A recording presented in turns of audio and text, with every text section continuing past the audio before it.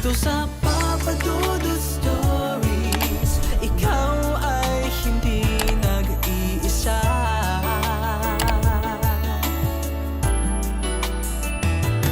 Dito sa Papa Dudut Stories, may nagmamahal sa'yo. Papa Dudut Stories, Papa Dudut Stories. Dear Papa Dudut, sa lahat po ng mga nakatutok ngayon, huwag pong kalimutan mag-like, mag-share at mag-subscribe. Maraming salamat po sa inyong lahat.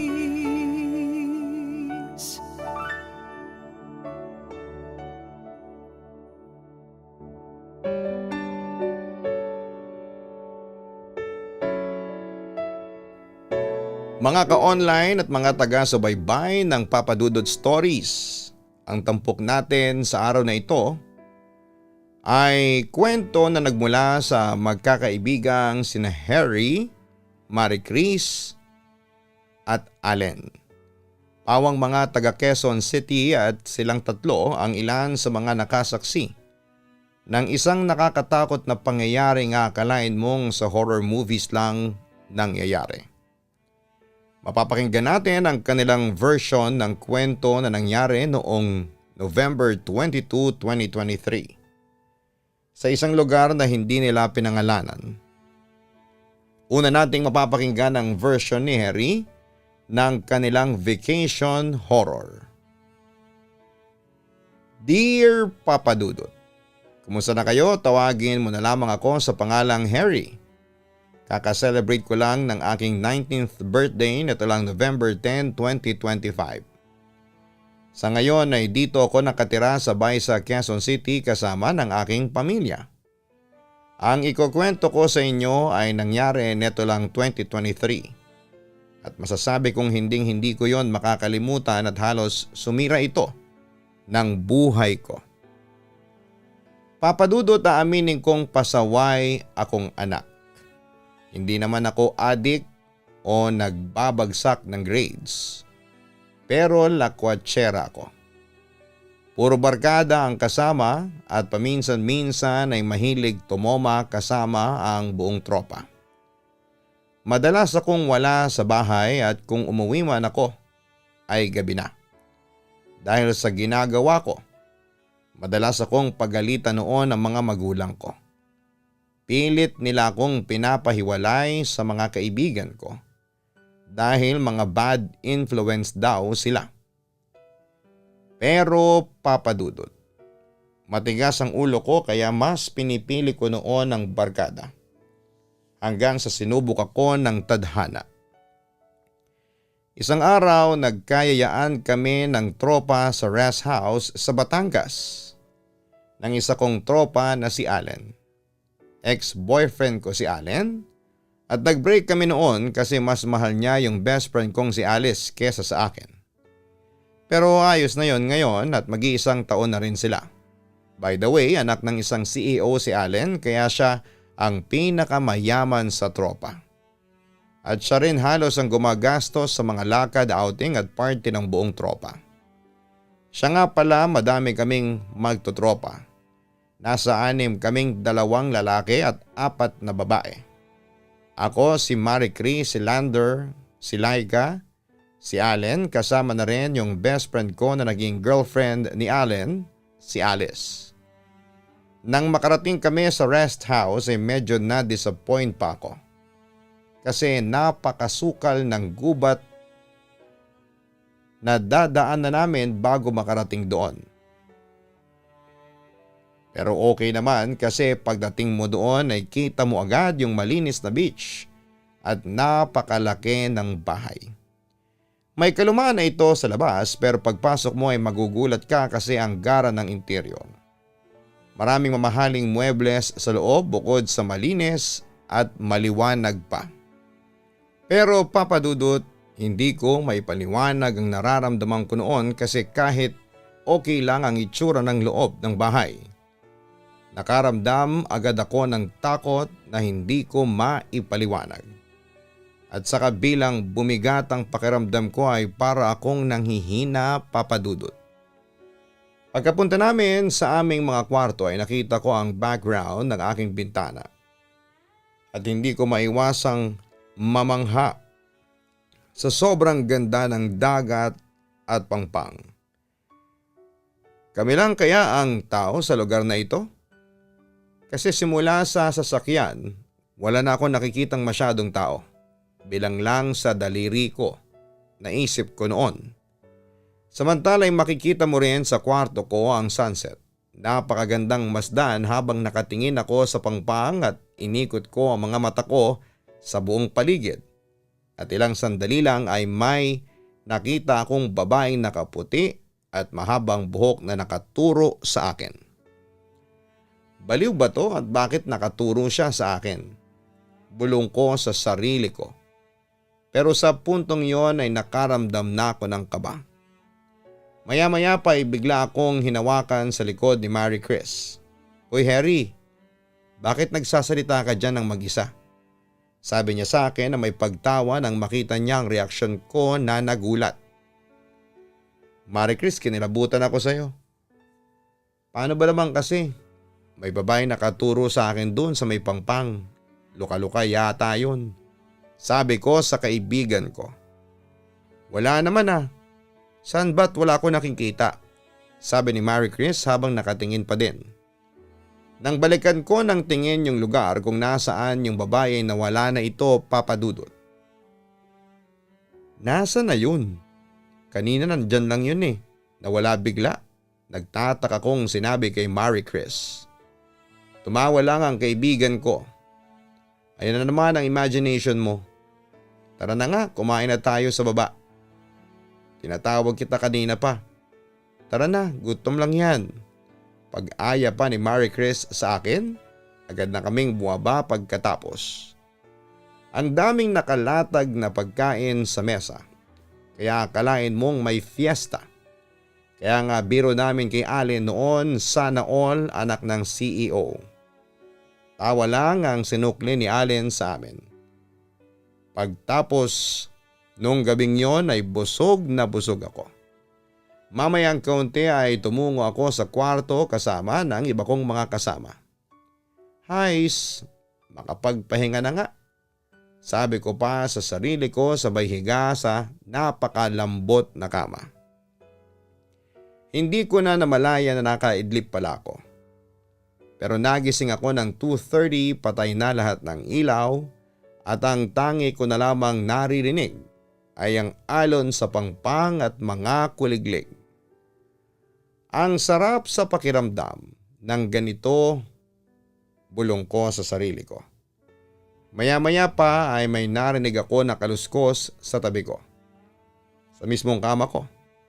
Siyempre, Papa Dudut, kinabahan ako kasi naka-reflect sa salamin ng bintana ang nasa likod ko. Nakita ko na may gumagalaw sa likod ko. Sino to? Paulit-ulit sa utak ko habang nakapikit. Naramdaman ko na wala nang gumagalaw kaya agad kong tinignan ang aking likuran. Nakita ko na parang may nakatalakbong sa kumot. Kaya agad kong binuksan ang flashlight ng cellphone ko at binuklat ang kumot. Nanginginig ako kasi naalala ko yung babae sa pangpang nang mabuklat ko ang kumot. Agad kong hinampas ng cellphone nang makita ko ang mukha niya na sobrang puti. Sumigaw ako ng sumigaw. "Wah! Tulong, may multo din dito, tulong!" Lumapit naman ang babae sa akin at hinawakan niya ang dalawang braso ko. Nanlaban ako pero mas malakas siya. Pero hindi rin nagtagal yon kasi bumukas ang ilaw. At nakita ko sina Allen, Alice at Lander. Nagising naman sina Marie Chris at Laika sa pagkakatulog pagkatapos kong sumigaw. Pero that time ay parang wala na ako sa sarili at inawat nila ako habang ako naman ay yumakap kay Allen na takot na takot. Narinig ko na may sumisigaw ng aray at parang umiiyak. Nagulat ako nang si Marie Chris pala yun, dumudugo ang ilong niya dahil sa paghampas ko. "Marie Chris, sorry. Natakot kasi ako, sorry na. Hingi ako ng patawad kay Marie Chris. Okay lang kasi kasalanan ko din kasi tumabi ako bigla sa'yo, sorry. Sabi naman ni Marie Chris. Agad ko siyang niyakap at nakita ko din ang sama ng tingin sa akin ng girlfriend ni Allen. Ano ba kasing problema mo, Harry? At iniistorbo mo ang mga pagtulog namin. Matarang ng wika ni Alice sa akin. May nakita kasi akong multo. Yung babaeng natanaw ko sa pangpang mula dito ay parang ginamit niya yung katawan ni Marie Chris para magpakita sa akin. Ang wika ko. Walang ibang tao dito maliban sa atin at sa mga helpers natin na natutulog na. Sabi naman ni Allen sa akin. Kaya imposibleng may makita kang babae sa pangpang maliban kung mga tauhan namin sila. Baka naman isa lang sa helpers yung nakita mo. Masyado ka lang OA. Hirit pa ng mataray na si Alice.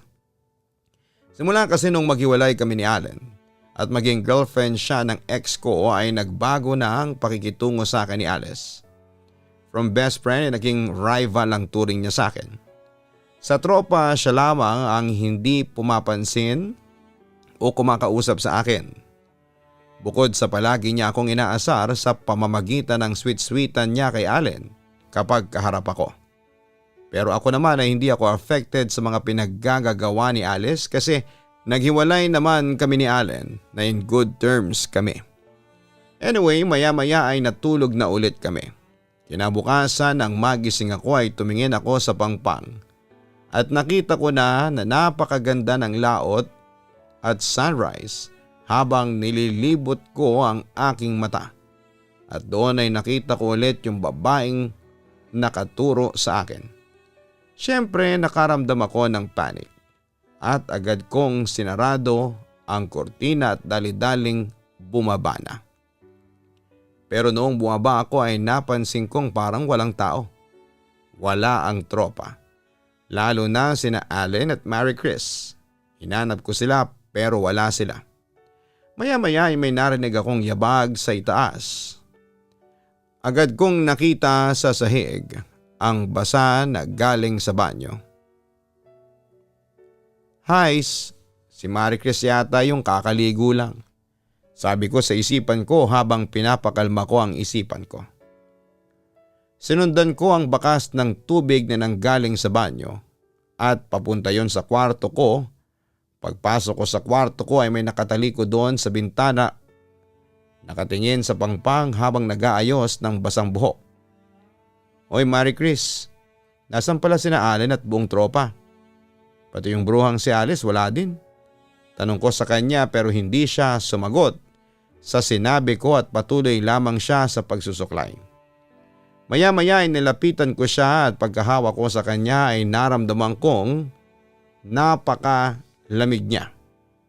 Tapos ay bigla siyang humarap sa akin. Nagulat ako at papadudot dahil ang nakita ko ay walang iba kundi yung babaeng nasa pangpang. Kaya hindi ko napigilang sumigaw ng napakalakas dahil sa takot. Oy Harry, gising! Gising oy! Ano nangyari sa'yo? Naririnig ko nang banggit sa akin ng parang boses ni na Marie Chris, Allen at ng tropa. Umiyak lamang ako noon at napayakap ako kay Marie Chris. Pinag-alala mo kami, Harry. Inisip ko na tuloy na baka may mali dito sa resort. Nag-aalalang wika ni Alice sa akin. Walang mali dito, tugon naman ni Allen sa girlfriend ko. Anong wala? Ilang beses kong sinabi sa iyo na hindi maganda ang feeling ko dito sa resort mo. Tapos yung sinasabi ni Harry na babaeng nakita niya sa pangpang, nakita ko din.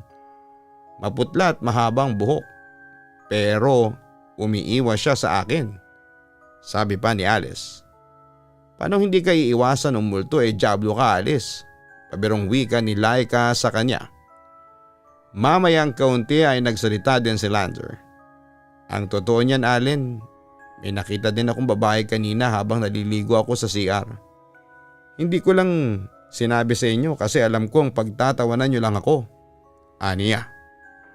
Umalis na tayo dito. Nakakita tayong lahat ng multo. Banggit ko sa kanila habang naiyak ng malakas. Ano pa ang itsura ng babaeng nakita ninyo? Tanong ni Allen. Para siyang namumuti at basang-basa. Puti na ang mata at pisat ang mga daliri, sabay lawlaw ang dila at nakangiti tapos ayoko na, uwi na tayo, banggit ko sa kanila. Napamura naman si Alice. Allen, yung nakita ni Harry, yun din yung nakita ko. Ako rin. Ganun din yung itsura ng babaeng nakita ko. Kinakabahan ang wika ni Lander. Walang multo dito, okay? Galit na wika ni Allen sa amin. Pero nagsalita at nagtalo pa sila ng kanyang girlfriend na nauwi sa pagtatalo tungkol sa kanilang relasyon. Habang sila ay nagtatalo, napatingin ako sa bukas na pintuan. At doon ay nakita ko ang babae sa pangpang.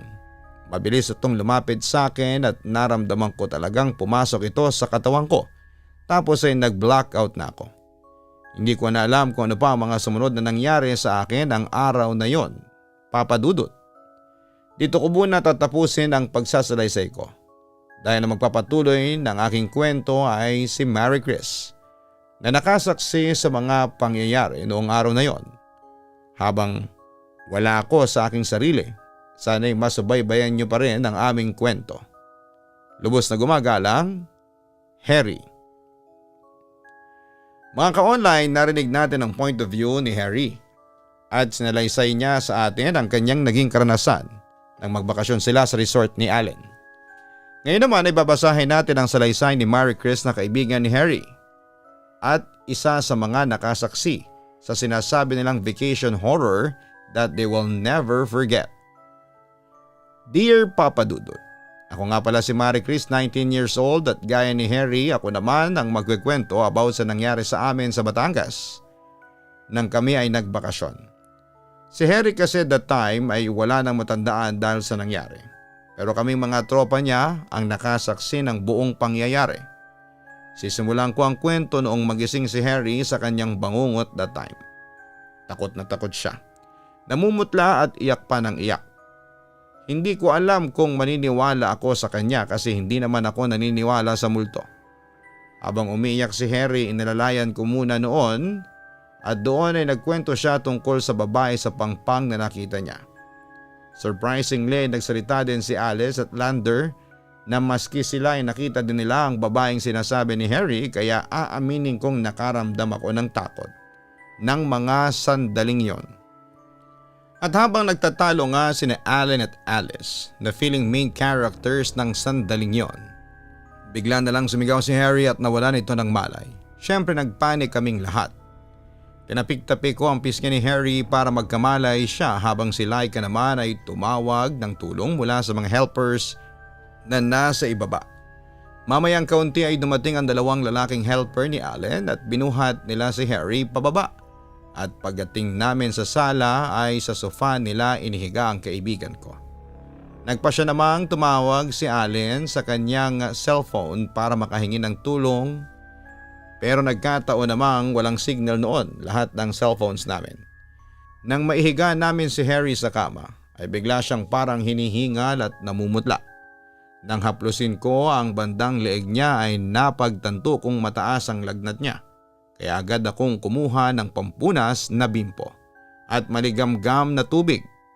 Habang pinupunasan ko ang kaibigan ko, nakita ko sa kanyang tiyan ang malaking pasa. Maging sa kanyang leeg, nag-alala ako kasi baka kung ano ang sakit na yon. Mamayang sandali ay kumalma ulit si Harry pero wala pa rin siyang malay. Samantala ay napansin kong wala si Lander sa amin kaya tinawag ko siya. Yun pala ay naiwan siya sa itaas kaya sinabi kong buwaba na siya. Nang buwaba na ang tropa namin ay napansin kong may hawak siyang isang box na parang lapida na may nakaukit na mga letra at numero at isang diamond na may mata sa gitna. Ano yung hawak mo, Lander? Tanong ko sa kanya. Ouija board ito. Nakita ko ito sa ilalim ng kama na tinutulugan ni Harry. Kaya siguro nangyari sa kanya yan. Sagot naman ni Lander sa akin. Nagulat naman kami nang biglang agawin ni Alice ang Ouija board na hawak ni Lander. Gagamitin natin to para alamin kung sino yung nagmumulto dito. Wika niya. Sumangayon naman si Allen sa sinabi ng kanyang girlfriend. malalaman natin kung nagsasabi kayo ng totoo kung talaga bang may multo dito sa resort namin. Aniya. Hindi ba delikado yan mga pips? Concern ng wika pa ni Laika. You know yung mga napapanood nating horror movies na parang gumagamit ka ng Ouija board at nagtawag ng multo alam nyo ng mga nangyayari. Bigla namang tumutol si Alice sa sinabi ni Laika. Palabas lang yun. Exaggerated lang sila sa mga ginagawa nilang eksena para pumatok ang pelikula nila. Minsan na ako nakagamit ng Ouija board at walang nangyaring masama sa mga gumagamit nito. Kwento pa niya. Marie Chris, ayos na ba si Harry? Tanong ni Lander sa akin. May lagnat siya pero magiging maayos din siya. Pagpahingahin lang muna natin, banggit ko sa tropa ko. Sa kabilang banda pagsapit ng hapon ay wala pa ring malay si Harry. At kababalik lang noon ni Allen mula sa pinuntahan niyang klinik para tulungang gamutin si Harry. Pagkatapos suriin ng doktor ang dalaga ay nagbigay ito ng reseta at pagkatapos ay umalis din po ito agad. Inutusan naman ni Allen ang isa niyang helper na lalaki na bumili ng gamot sa butika sa labas ng resort. Pagkatapos noon ay naalala niya ang Ouija board. Agad niyang inutusan ang mga helpers na pumasok muna sa maid's room at huwag silang lalabas hanggat hindi niya sinasabi. Agad namang sumunod ang mga helpers papadudot. Nang okay na ang lahat at kami na lang ang natitira, inilatag na ni Allen ang Ouija sa aming gitna. Kasama sina Alice at Laika, agad na sinimulan nila ang paggamit ng Ouija board. Hindi naman kami sumali ni Lander dahil na rin sa takot. Habang sinasagawa nila ang ritual sa Ouija board ay hindi ko naman mapigilan ang sarili ko na kabahan. Maya-maya pa'y gumalaw ang triangle na may salamin sa Ouija board. Nasaksihan ko yon. Anong pangalan mo? Bakit ka nagpaparamdam sa amin? Sabi pa ni Alice. Agad na gumalaw ang triangle at tumuro sa mga letrang N, E, L, E at A. Nelia? Bakit ka nagpaparamdam? Anong kailangan mo? Kinakabahan at tanong pa ni Allen. Agad na gumalaw ng mabilis ang triangle na may salamin. Maya-maya pa'y narinig ko ang kalabog sa kusina, paglaglag ng mga babasaging plato at ng chandelier sa sala. Kaya nagtago agad ako sa ilalim ng mesa habang si Alice ay umiiyak na. Binuksan agad ni Lander ang ilaw. Agad naming napansin na marami ang nasirang gamit papadudot. Sa kabilang banda ay wala pa ding tigil sa pag-iyak si Alice hanggang sa narinig namin na sumisigaw na si Harry. Kaya agad namin itong nilapitan pero nagulat kami nang bigla itong bumangon sa sofa at natakot kami kasi ngumiti ito sa amin at nag-ayos ng kanyang buhok. Ang mga mata niya ay nagkulay puti papadudot na para bang nagkaroon siya ng katarata sa mata. Harry? Kinakabahang tawag ni Allen sa kaibigan namin. Ikaw ba yan, Harry? Tanong ko sa kanya pero nakaramdam ako ng matinding takot nang biglang bumaling siya sa akin. Ikaw dapat kaso siya ang unang nakita ko, sabi niya sa nakakatakot na boses. Siyempre lahat kami ay kinilabutan sa sinabi ni Harry bagamat hindi namin alam kung ano ang ibig sabihin noon. Ano bang ibig mong sabihin ha, Harry? Tanong ko. Pero biglang lumapit sa akin si Harry at bigla niya akong sinampal. Sa lakas ng pagkakasampal niya ay tumalsik ako ng hanggang 3 talampakan. Naiyak naman ako sa sakit at takot pagkatapos noon papadudot. Bakit mo naman ako sinampal? Anong kasalanan ko sa iyo ha? Sabi ko. Harry, tigilan mo na to. Wika ni Lander at lalapitan sana si Harry pero nang hawakan niya ito ay biglang hinawakan ni Harry ang kamay ni Lander at pinirat gamit ang kamay niya. Sobrang lakas ni Harry kasi halos bumaliko ang mga daliri ni Lander. Harry, bakit mo ba ginagawa sa akin to? Pasigaw na wika ni Lander habang naiiyak sa sakit. Pero bigla na lang nagsisigaw at nagwawala si Harry at kasabay noon ay ang paggalaw ng mga gamit sa paligid namin. Nabagsakan pa nga si Allen ng chandelier pero buti na lamang at kaunting sugat lamang ang natamo niya. Sa kabilang banda ay sinipa ni Lander si Harry at pinagtulungan naming hawakan ni na Allen Laika ang tropa naming tila sinasapian ng kung ano. Sigaw naman ang sigaw si Harry at aaminin kong sobrang lakas niya ng mga sandaling yon. Sumigaw naman si Allen para humingi ng tulong sa mga lalaking helpers at agad naman silang lumabas sa kanilang kwarto para saklolohan kami. Hinawakan nila si Harry sa mga kamay at binti habang kami ni Laika ay naghanap ng lubid sa kusina at garahe. At nang makakuha kami ay agad na tinali namin ang nagpupumiglas pang si Harry. "Ano ba, Harry? Tumigil ka na," banggit ni Lander Papadudot. "Hindi ako si Harry. Mga ulupong, pakawalan niyo ko dito. Pag ako nakawala ay papatayin ko kayong lahat," banta nito sa amin. Sa puntong yon, Papadudot ay kumbinsido na akong hindi yon si Harry. "Kung hindi ka si Harry, sino ka?" Tanong ko naman sa sumasapi kong kaibigan. "Sino ako? Ako lang naman ang papatay sa inyo. Pakawalan niyo ko dito." Nagpupumiglas na banggit ni Harry habang nagagalit tapos ay tatawang bigla. "Guys, may alam akong makakatulong sa atin. Tatawag ako ng albularyo dito sa may malapit lang dito," banggit pa ni Allen. "Sige pre, kami nang bahala kay Harry," sabi naman ni Lander. Agad namang umalis si Allen para tawagin ang albularyo. Makalipas ang 30 minuto ay dumating ang albularyo kasama si Allen. Si Harry ay nagpupumiglas pa din sa kumot. Nakita naman ng albularyo sa sala ang Ouija board. "Anong ginawa ninyo? Tinawag ninyo ang espiritu nang hindi nyo tinapos. Pwede kayong mamatay niyan. Hindi nyo ba alam na delikado ang paggamit ng Ouija board na yan? Nagambalan nyo ang napakalakas na espiritu," sigaw pa ng albularyo sa amin. Papadudot, hindi naman kami nakapagsalita lahat sa sigaw ng albularyo. "Kumuha kayo ng maligamgam na tubig at asin at kandila ngayon na," pasigaw na utos sa amin ng albularyo. Agad naman kaming sumunod sa pinag-utos niya at maya-maya ay nakumpleto na namin ang pinakuha niya. Agad na sinimulan ng albularyo ang ritual. Pinatakan niya ng kandila sa noo si Harry habang dinadasalan. Habang si Harry ay parang hindi naapektuhan at nakangiti pa din, Papadudot. Makalipas ang 1.5 oras ay wala pa rin nangyari kay Harry. "Patawad pero hindi ko kayang espiritu na nasa katawan niya. Pasensya na," banggit sa amin ang albularyo sabay alis.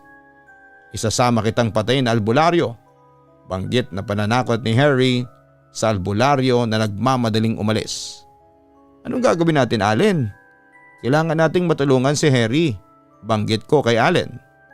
Pero Papadudot, hindi ko maipaliwanag pero biglang may malakas na hangin ang bumangga sa katawan ko at tila pumasok sa loob ko. Nakaramdam ako ng kakaibang bigat at lamig hanggang sa nagpaikot-ikot ang aking paningin at nawala ng malay. Dito ko natatapusin ang salaysay ko dahil hindi ko na alam ang mga sumunod na nangyari. Kaya si Allen na magpapatuloy ng aking kwento. Papadudot, kapag naalala ko itong mga pangyayaring ito ay natatakot pa rin po ako hanggang ngayon. Lubos na gumagalang, Mary Chris. Narinig po natin ang salaysay ni Mary Chris na nawalan din ng malay habang sinasapian ng masamang espiritu ang kanyang kaibigan na si Harry. Sanapian din kaya si Mary Chris?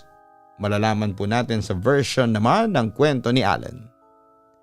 Dear Papadudot, ako nga pala si Allen, 20 years old, sobrang sama nang nangyari sa amin sa vacation house namin. Dahil sa paglaro ko ng Ouija board kasama ng tropa ko ay mukhang sinaniban pa si Harry ng masamang espiritu. Kahit ang pinakamagaling na albularyo dito sa lugar namin ay hindi rin kinaya si Harry, kaya nag-isip kami kung ano ang dapat na gawin. Pero hindi pa natatapos noon ang problema namin nang biglang himatayin si Mary Chris at nagsimulang mangisay ang buo niyang katawan. Nakaramdam ng panik ang lahat ng tao sa loob ng rest house. Ano ang dapat nating gawin? Tanong ko sa kanila. Tumawag na tayo ng pare, sabi ni Alice sa akin. Oo nga, baka sakaling mapaalis niya ang masamang espiritu kina Harry at Marie Chris. Segunda naman ni Laika sa akin. Mamayang kaunti biglang dumilat si Marie Chris at katulad ni Harry ay nagwala na rin po ito. Agad naman siyang hinawakan at pinigilan ni na Alice at Laika. Mabuti na lang at mas mahina si Marie Chris kumpara kay Harry. Para matapos na ang gulong iyon ay agad akong pumunta ng bayan para tumawag ng pari sa Kapitolyo. Agad kong kinuwento sa pari ang mga nangyari at hindi ito nagdalawang isip na sumama. Nang makarating kami sa rest house ay laking gulat ng pari. Napakaraming ligaw na kaluluwa nakapaligid dito. Banggit pa ng pare.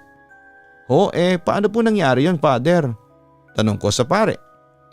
Dati itong pugaran ng mga sindikato. Dito ni Rape pinatay ang napakaraming mga kababaihan. Banggit ni Father at agad akong kinilabutan sa mga narinig ko. Dapat hindi ko na pinakialaman ang Ouija board ni Lolo. Bulong ko sa sarili ko. Ano iho? Pakiulit mo ang sinabi mo. Wika ng pare na mukhang naalarma sa mga nasabi ko. Nilaro po kasi namin ang Ouija board ng lolo ko. Pag-amin ko. Hindi mo ba alam ang nagawa ninyo, bata? Ginambalan ninyo ang mga galit na espiritu. Maya-maya pa ay bigla na lamang hinimatay si Lantern at wala pang isang minuto ang lumipas ay nangisay na rin ang kaibigan ko. Agad na binasbasan ni Father ng holy water ang buong paligid kasama na ang mga sinapiang sina Harry at Marie Chris at Lantern. Ngunit wala pa rin nangyari kaya nilabas nito ang kanyang Biblia at sinabi sa akin na magdasal ng magdasal. Manalig tayo sa Diyos at maniwala. Hindi niya tayo pababayaan, sabi pa ng pare. Agad akong nanalangin ng nanalangin habang si Father ay patuloy sa pagbasbas kina Harry, Marie Chris at Lander. Maya-maya pa ay tumigil na ang tatlong sinapian at si Father naman ay nilagyan ng Biblia si Harry sa noo at patuloy na dinasalan. Kaya nagdasal muli ako. Nagulat ako nang biglang tumayo si Harry at nagsuka ng dugo. Harry, ayos ka lang ba? Harry, banggit ko kay Harry. Ang sakit ng katawan ko at dibdib ko, anong nangyari? Nangihina na sinabi ni Harry. Pero nang mapalingon siya sa mga sinanibang sina Marie Chris at Lander ay napasigaw. Diyos ko po, naibulalas niya sa takot. Sinapian kayong tatlo, wika ko habang nakatingin kina Marie Chris at Lander na inaawat sina Alice, Laika at mga lalaking helpers namin. Sunod na pinatungan ng Biblia ang noon ni Marie Chris at maya-mayang kaunti ay sumuka na ito na parang dugo na may itim na likido. Bumalik na rin po ito sa kanyang huwisyo. At ang panghuli naman ay si Lander na ganoon din. Matapos umalis sa katawan niya ang espiritong sumapi sa kanya ay sumuka din siya ng dugo. Nawala ng espiritong sumapi sa kanya pero ang mga espiritu sa bahay na ito ay hindi pa. Banggit ni Father matapos iligtas ang tatlong tropa ko mula sa isang demonic possession. Father, paano po ba mawawala ito? Tanong ko sa pare. Manalangin tayo ng manalangin habang sinusunog natin ang Ouija board na dahilan ng lahat ng ito. Maging kayo Harry, Marie Chris at Lander ay magdasal kayo. Banggit pa ni Father. Nang matapos kaming magdasal ay tumawag ako para isugod sa ospital sina Harry, Marie Chris at Lander na nabalian ng buto sa kamay at paa dahil sa nangyaring demonic possession sa kanila. Napansin ko sa tatlo na ang dali nilang nangayayat. Ganon pala talaga. Totoo pala ang mga demonyo at espiritu. Matapos na nangyari ay pinabendisyonan ng mga magulang ko ang resort namin. Naging araw din sa akin ang araw na yon. At araw-araw na akong nagbabasa ng Biblia. Makalipas naman ng ilang araw ay gumaling din sina Harry, Marie Chris at Lander sa mga sugat na natamo nila. This 2025 ay binalikan namin ang resort house. Kaming magkakaibigan at sabay-sabay kaming nag-alay ng dasal. Nanalangin kami sa Panginoon upang maalis ang masamang espiritu na nandun at patuloy pa rin kami sa pagiging magtutropa. Pero hindi na kami yung tipo ng mga kabataang pasaway. Papadudod sana'y maitampok ninyo ang kwento namin. Salamat po at na-share naming tatlo ang aming vacation horror story. God bless everyone. Sa ngalan ni na Harry at Marie Chris, ako si Allen at lubos na nagpapasalamat sa inyong lahat sa pagtutok sa aming kwento. Mabuhay po kayong lahat.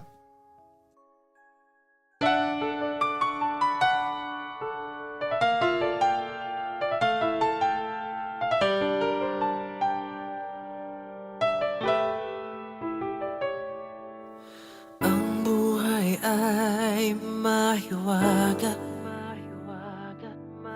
laging may lungkot at saya. Sa Papa Dudut Stories, laging may karamay ka.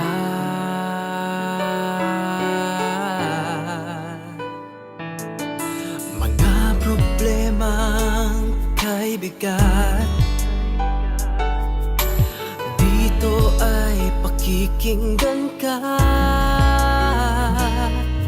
Sa Papa Dudut Stories, kami ay iyong kasama.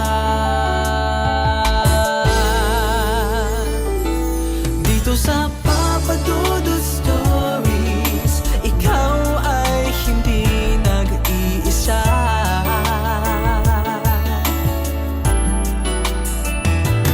Dito sa Papa Dudut Stories, may nagmamahal sa'yo.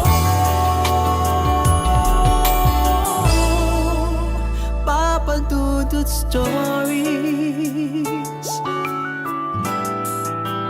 Papa Dudut Stories,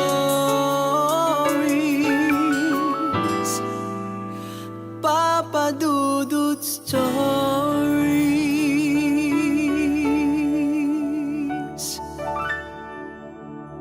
Dito sa